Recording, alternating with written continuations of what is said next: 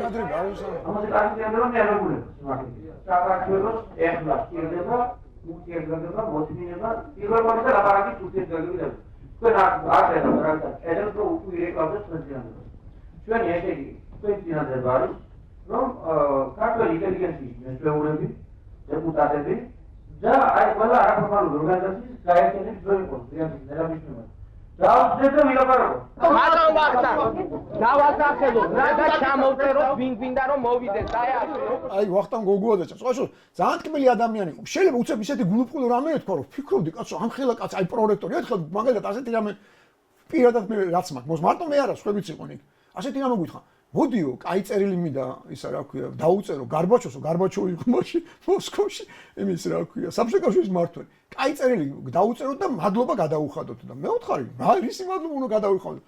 აი რომ გარეშე გადაგვირჩინო. მე ვთქვა ჯერ არ გადაურჩენე, ჯერ ჯარი იდგა. არა, რომ რამოსო წაიკითხავსო, ცოტა სინდისის შეაზოხებს და თავს დაგონებებსო.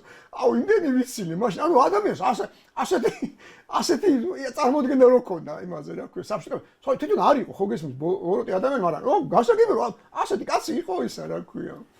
რაღაცა პროცესის ისა და იმიტომ იყო რომ დაიჟალა საბჭოთა კავშირი.